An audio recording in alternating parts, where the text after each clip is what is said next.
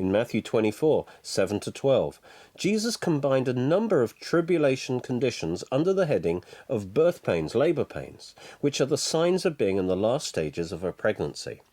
He later compared these conditions to trees, which are fully grown and bearing fruit in the tribulation. These trees cannot suddenly appear out of nowhere, but they must all spring up and put forth their leaves in the time just before the tribulation. Therefore, the rise of all these trees together, in preparation for the tribulation, constitute the signs of the approaching tribulation. Therefore, these trees start manifesting before the tribulation, even though they only come to their full manifestation in the time after the tribulation starts. Therefore, this must also be true about the labor pains that Jesus described, for he said all the trees, without exception, will start showing in the time before the tribulation. Thus he is saying that the birth pains of the tribulation will be experienced to a degree in the special time just before the tribulation, so that these are signs that the tribulation is close. Amazingly, this agrees perfectly with what happens in a pregnancy. The actual birth pains come on suddenly and increase in intensity until the birth, which is a perfect description of the tribulation. These labor pains only last for a relatively short time, for a day. Interestingly, if you compare the 1 day of labor pains with the 7 years of the tribulation, and compare the whole pregnancy to the whole church age, where the kingdom baby is growing as it waits to be born on the earth, and if you use the same scale of measurement, that would point to the pregnancy lasting about 2,000 years. During the pregnancy there is general discomfort, but this is not a sign of an imminent birth. But towards the end of the pregnancy, just before the labor pains, women have Braxton Hicks contractions, also known as false labor pains, although they're very real. And they can feel like labor pains, but they're less intense. These are not signs of an imminent birth, but they do indicate the approach of the time of labor pains. The labor pains experienced by the mother are a result of the curse on sin, and signify that the presence of the sin nature in the flesh resists the baby's birth. Likewise, the labor pains that will be experienced by earth in the tribulation are the result of the world system under the power of the kingdom of darkness resisting the birth of God's kingdom on the earth. Before the climactic labor pains of the tribulation, the continuity of history requires that there be corresponding Braxton Hicks contractions during the final period of the church age. These are a sign and a foreshadowing of the final labor pains, but nothing like as intense. I believe that we're in the time of Braxton Hicks contractions now, and have been for some time, and so we are living in the last days of the church age, just before the tribulation pains begin.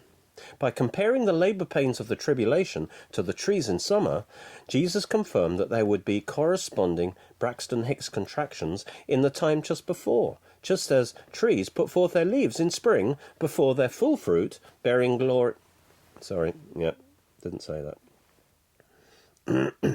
By comparing the labor pains of the tribulation to the trees in summer, Jesus confirmed that there would be corresponding Braxton Hicks contractions in the time just before. Just as trees put forth their leaves in spring before their full fruit-bearing glory in the summer. Likewise, these Braxton Hicks contractions are signs of the approaching labor pains of the tribulation. So by looking at these labor pains, we can deduce some more trees that should put forth leaves in the period of time immediately before the tribulation, enabling us to confirm that we are indeed living in that time, and also we can discover when this time began and when it's likely to end. Jesus said the tribulation would be characterized by world war, worldwide famine and diseases, convulsions of nature in various places such as earthquakes and tsunamis, signs in the heavens, worldwide anti-Semitism, persecution of believers, apostasy, godlessness, lawlessness and deception. Revelation also reveals great disruptions of the balance of nature and climate. All of these are part of the labor pains as the forces of evil collide with the kingdom. Thus, the time just before the tribulation should be marked by the Braxton Hicks contractions of world war, an increase of earthquakes and other disturbances of nature, the disruption of the normal climate as the balance of nature is disturbed, and signs in the heavens.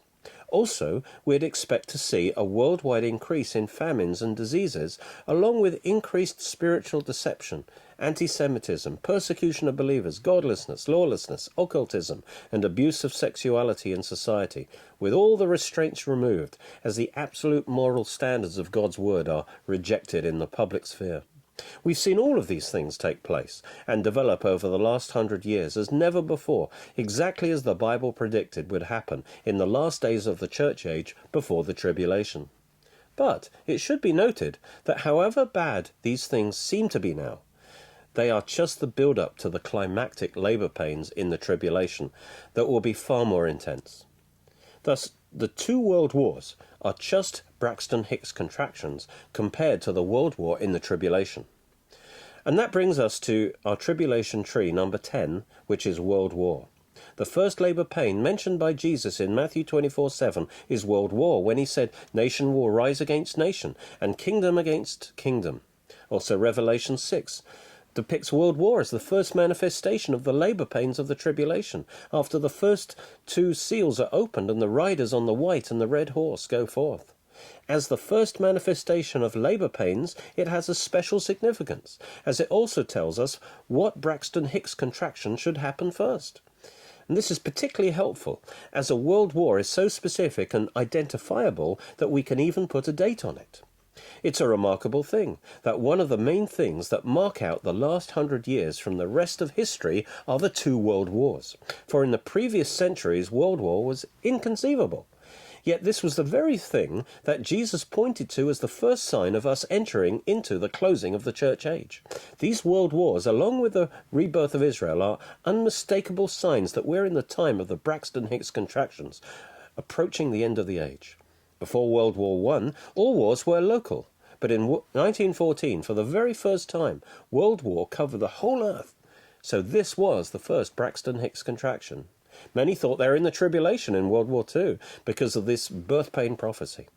But it could not have been so, because it was also necessary for Israel to be back in the land. Since World War is the first prophesied contraction, and World War I started in August 1914, we can determine that this final phase of church history started in 1914. So the Braxton Hicks contractions officially started in 1914. Although the rebirth of Israel as an independent nation in our land after 1900 years, that is the major sign, the major miracle of history, and the major sign that proves we're near the end of the church age, I do not believe that the end times actually began in 1948. Although the parable of the fig tree in Matthew 24 might suggest that the rebirth of Israel in 1948 is the start of the final end-time countdown, I believe we should go back to 1914 for the real start. This is because Luke 21 tells us the full statement of Jesus, which was, "When you see the fig tree and all the trees." So we need to consider all the trees, starting with the first one to appear, which was World War. The first Braxton Hicks contraction was World War I. The contraction of the First World War led to the bigger contraction of the Second World War, which in turn led to the rebirth of Israel, for her birth came out of the contractions of the two world wars, including the Holocaust. Thus I believe the start of the First World War in 1914 is when we entered into the new phase of history. Let's look again now. Luke 21, 28-32 says, "But when these things begin to take place, straighten up and lift up your heads, because your redemption is drawing near." Then he told them a parable. "Behold the fig tree and all the trees. As soon as they put forth leaves, you see it and know for yourselves that summer is now near. So you also, when you see these things happening, recognize that the kingdom of God in the tribulation is near. Truly I say to you, this generation that sees these things will not pass away until all these things take place." Notice he's describing a period of time that's no longer than a man's lifetime, which has been fixed by God at 120 years according to Genesis 6:3.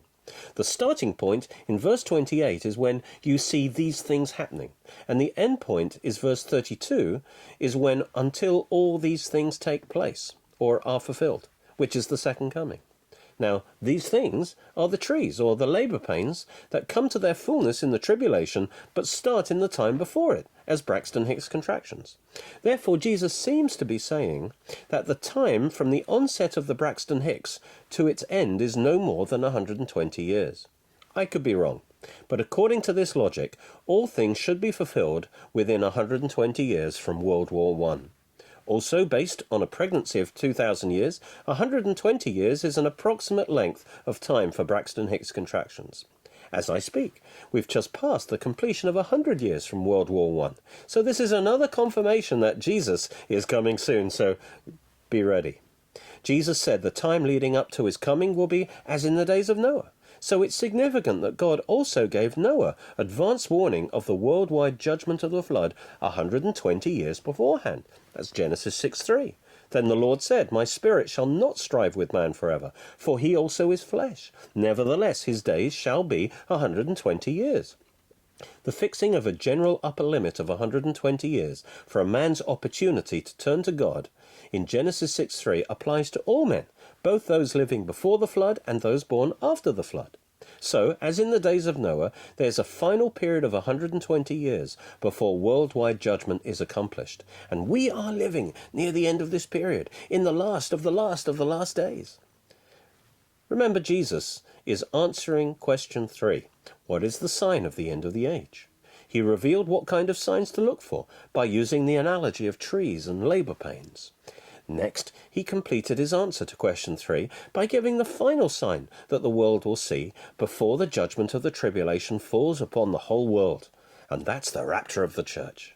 In Luke 21:28, he connected these signs with the rapture, saying, "But when these things, these signs, begin to take place, straighten up and lift up your heads, because your redemption in the rapture is drawing near." The church is restraining the final manifestation of evil, so the removal of the church will result in a final, sudden release of evil, causing the tribulation to begin.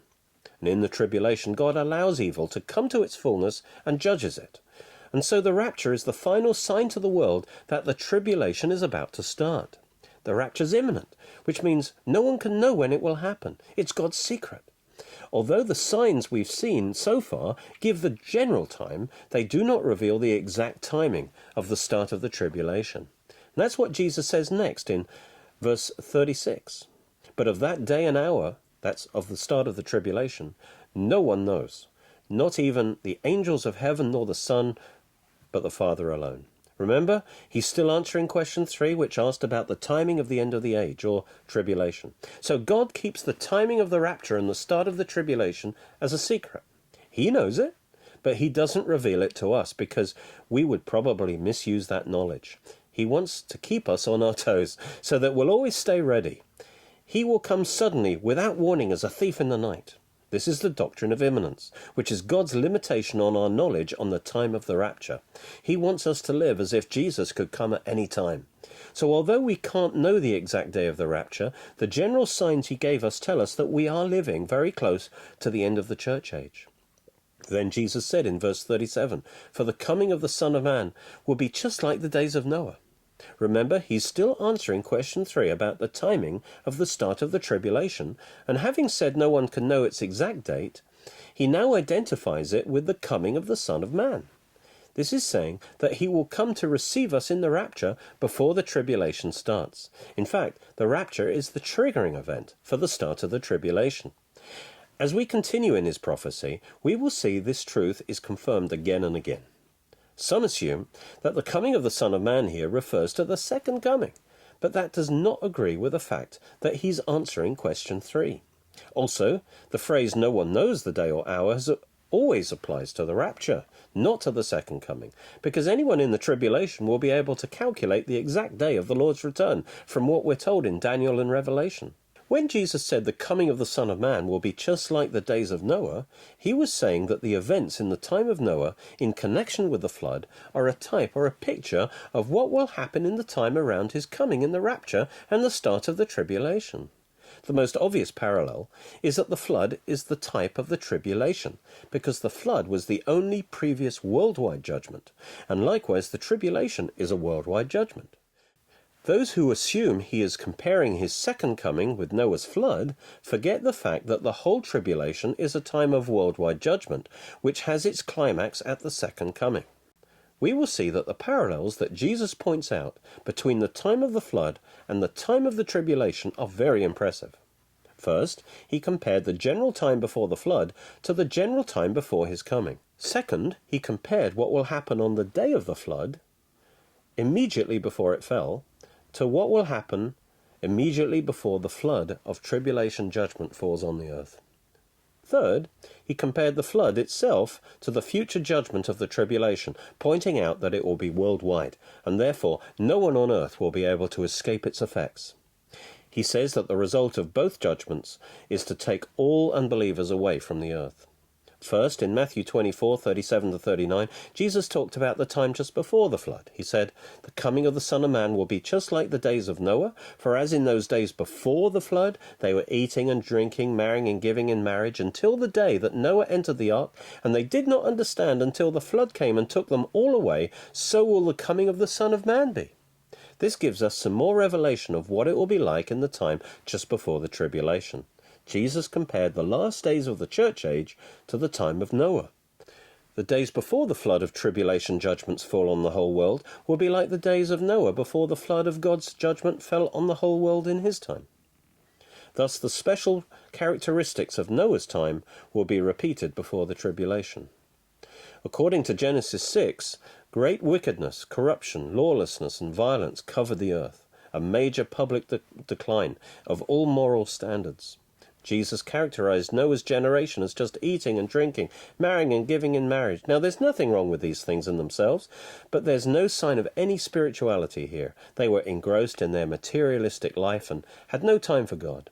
It indicates a society caught up in materialism, godlessness, forgetting God and pursuing purely natural things, and that certainly is a sign of modern life on earth.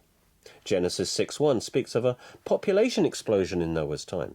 So we'd also expect a population explosion in the time leading up to the tribulation, and that certainly happened in an unprecedented way over the last 100 years. Man was advanced in knowledge before the flood, as evidenced by Noah's ability to build such a large ship. In fact, man has only recently been able to make ships that big. Much of this knowledge was lost after the flood.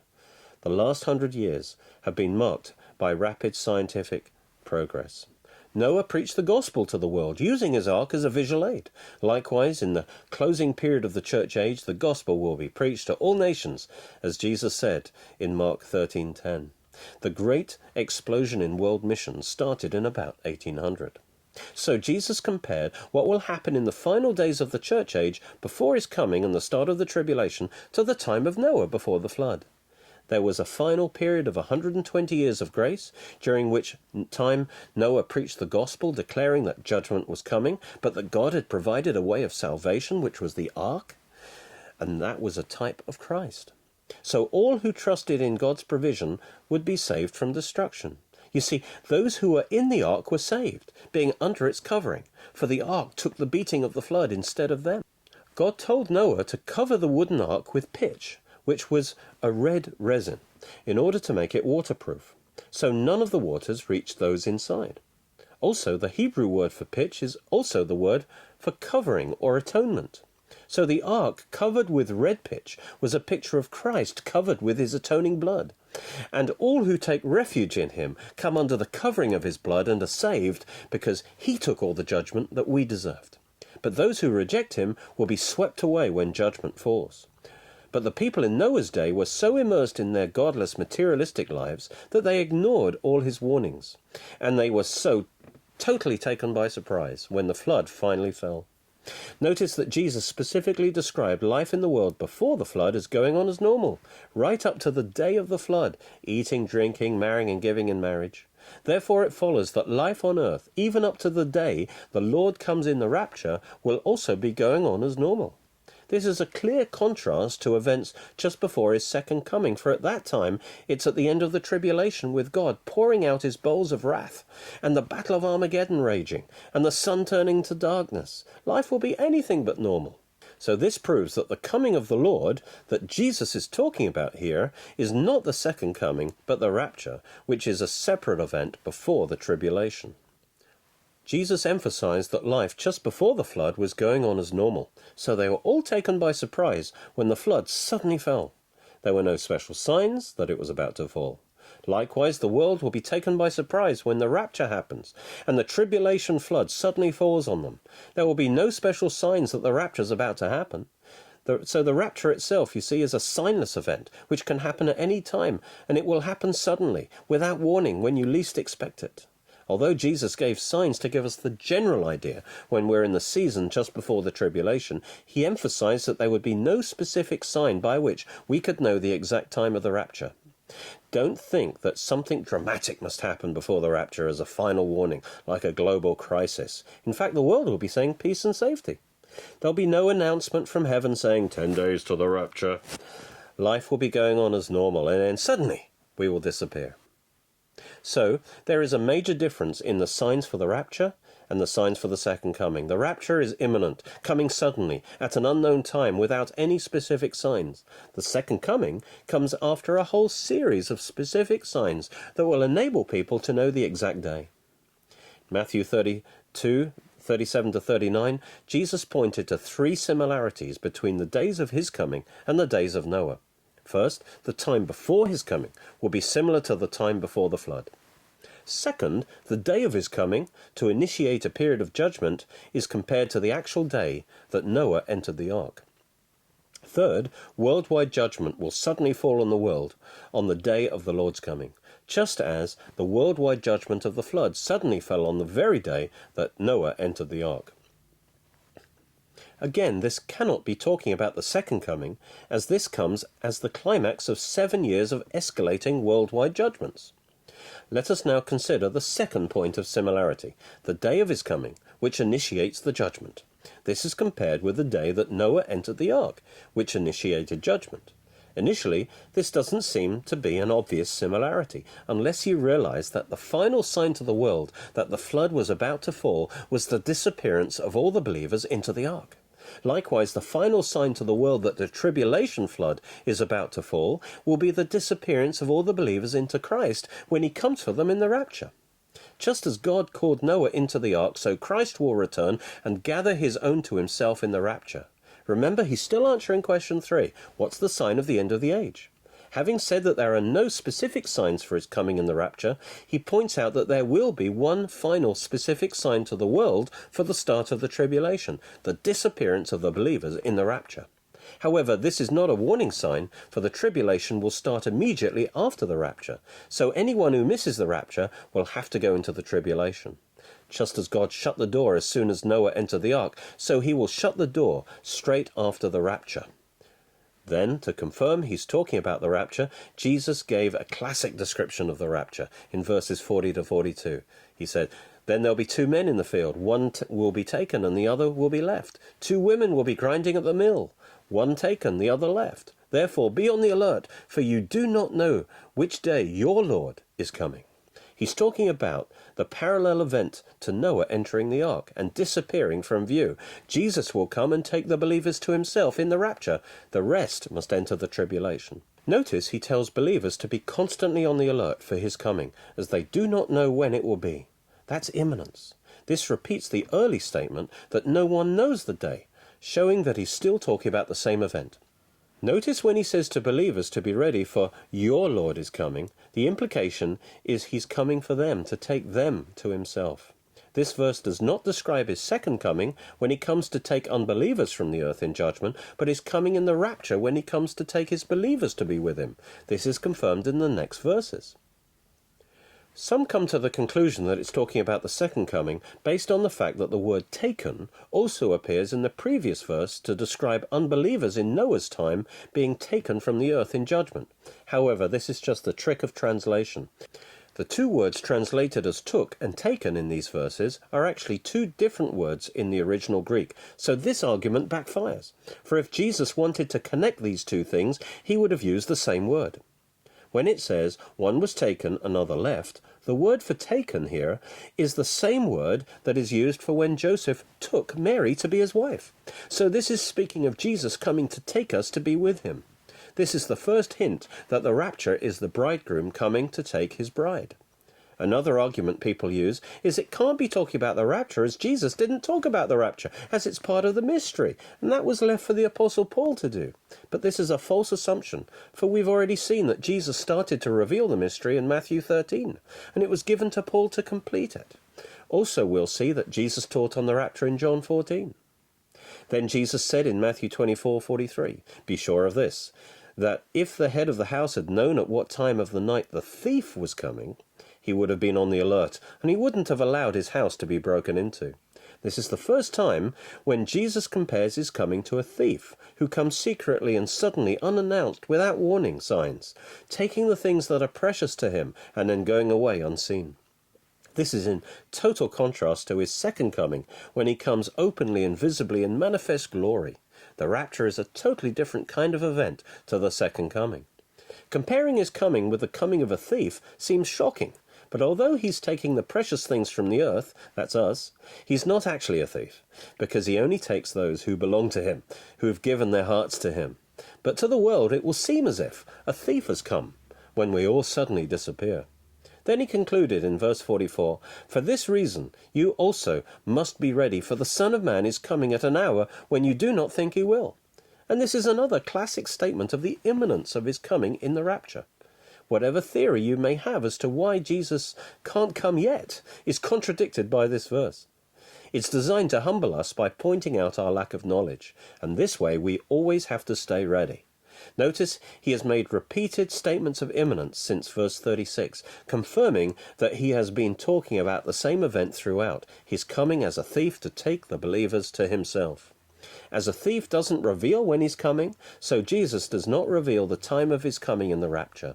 His second coming, on the other hand, will have a clear 7-year countdown, which Jesus outlined earlier in the Olivet Discourse. Therefore, the coming of the Lord in these verses is a distinct event from his public second coming. Actually, I prefer to say that the second coming is in 2 phases. In the first phase, he comes for his church in the rapture. Then 7 years later, in the second phase, he comes with his church in power and glory. In the first phase, the Lord comes to initiate the day of the Lord, the worldwide judgment of the tribulation. In the second phase, the Lord comes on the great and notable day of the Lord to conclude and complete this worldwide judgment and to establish his kingdom on the earth.